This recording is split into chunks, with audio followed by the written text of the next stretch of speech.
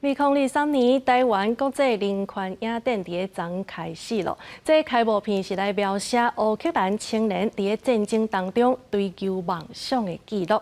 乌克兰的导演嘛有来到台湾参加影展，伊讲希望讲台湾人看到这支纪录片会当有一寡启发。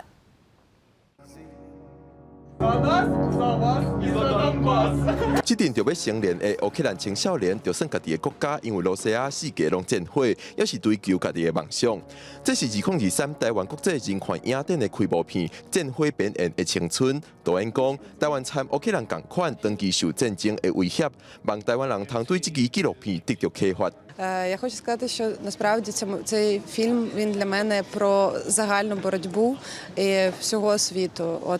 Про те, що ми можемо боротися проти диктатури тоталітарного режиму, і що ми можемо протистояти цьому. Якщо ми маємо в собі силу, світла, то ми можемо подолати будь-яку темряву. 文化部国家人权博物馆主办的2023台湾国际人权影展，9月2日正式起稿。今年的人权影展望用多元的作品，以各款角度带大家踮伫台湾看世界人权。所以，阮有这个卡通影片，魔法公主哈，足适合迄个学龄前的那个一年啊。你比如讲开幕片，伊根本就是从适合高中生甲少年人来看的。中国的全面监视这个片哈。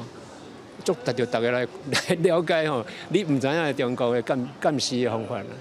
今年的人权影展，计共有来自14个国家的20个作品要放映。除了这礼拜休假日伫咧台北举办，高雄也要伫后礼拜5起行。民众为10月初3开始，也通以线顶的方式参与影展，了解人权。记者郭文条随台北报道。